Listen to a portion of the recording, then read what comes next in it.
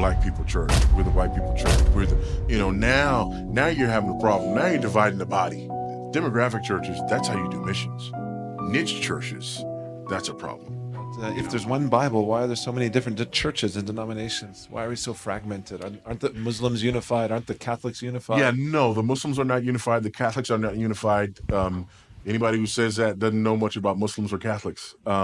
So no. But here's the thing: there's so many of us, and we're in so many different parts of the world, and we have so many different needs and so many points of emphasis. Just the size of the world explodes that myth. So if we're going to be in one church, where's it going to be? And how are we going to get there weekly, right? So is it whoever has the biggest airport hub, then we all just, so that in and of itself. And then when Jesus says, go take the gospel to pantata ethne, that means that we're having to go to different people groups. So we're going to different language groups and people, so yeah, we need churches. And also churches are local expressions, right? And because they're local expressions, there need to be many of them, millions and millions of them throughout the world. That's why we have so many churches. And some churches put the emphasis here and some churches put the emphasis there, but we're not changing the gospel. Oftentimes, our differences come, to questions about how we govern ourselves and how we organize ourselves. And that just has to do with the fact that there's so many of us and we can't all be together. So we're going to have to be, in relation to one another somehow. How do we define that? Well, those things become a little bit more difficult to sort of nail down and be very specific about. And that's why you have a variety of different groups. But those groups are all Christian groups. So I'm not worried about there being a variety of different Christian groups. I'm not even worried about there being cults, to be honest with you, because Paul made this very clear even to Timothy in chapter 4.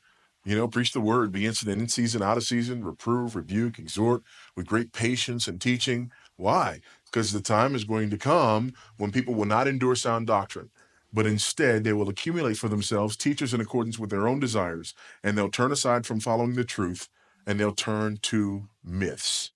And this is what's happening. That's where the cults come from. That's where the false teachers come from. That's where all this comes from. So far from that being evidence of a problem in Christianity, that's something that the New Testament told us was going to be part of our experience. And it is part of our experience.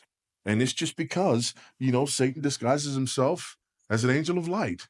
What's more effective? To stand in front of people and tell a bald-faced lie, or to cover your lie in the skin of the truth? That's what's more effective. That's why there's the cults, So Should we have different demographic type of churches, black churches, white churches, biker churches, and traditional services, contemporary services, so forth? Should we have different demographic type churches? Yes, we should have different demographic type churches in the sense that, pantata ethne, there are different people groups that are going to be reached. And so people groups are going to have various cultures and languages and so on and so forth. So yes, but do we have different demographic churches just for the sake of demographics? Absolutely not. There's a difference between demographic churches and niche churches. Demographic churches, that's how you do missions. Niche churches, that's a problem.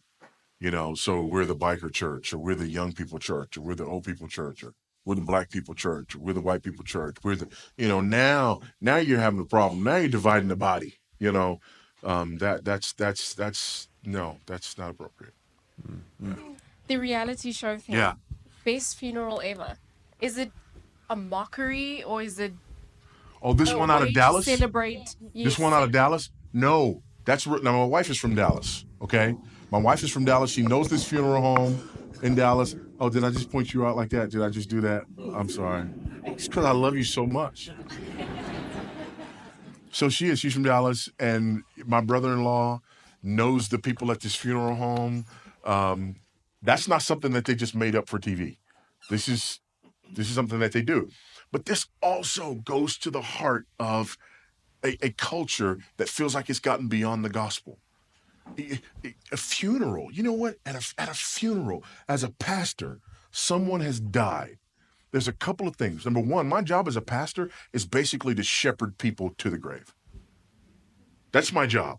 My job is to walk with people as they die, because we're all dying. And then when people die, as a pastor, it's my opportunity to proclaim the gospel and to remind those who are living that this is the way that all of us are going to go, that death is the last enemy, and it's to lift up Christ. I do not do services for the memory of the deceased. You want to do that, you do it at home when we're finished. The funeral is about the gospel. It's about Jesus, okay? And we don't want that anymore. We want this thing to be the celebration of life. You know, we want everybody to have a mini version of what Mandela had, you know, where it's all about him and all about, you know, whatever. No, no, no, no, no, no, no.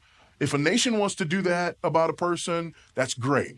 But when he comes to church, it's about the gospel. It's about Jesus. It's about death, the last enemy. It's about the most real thing that we'll ever face as Christians or non-Christians. That's what it's about, okay? And I think this show is really about how we've moved from that to the idea of funerals being the celebration of people, being the celebration of their life. And that's just not what a funeral ought to be.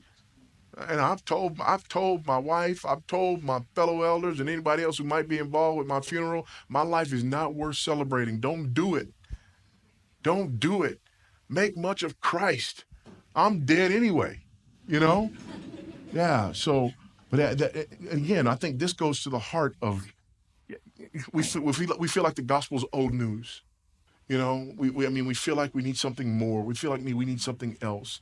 And so we've even taken death, which is the ultimate opportunity for us to cause men to face their own mortality, and turn that into something that takes away the sting of our sin. And I think it's sad, you know. Someone says, the Middle East, what does the Bible say about what's going on in the Middle East, the demise, the turmoil at present? Is this the end times? What does the Bible say? Yeah. The Bible talks about the end times and the last days, and it's a reference to the entire period between Jesus' first and second coming. So we're in the end times, we're in the last days, and we have been since Jesus' death, burial, resurrection, and ascension. And we will be until Jesus comes back.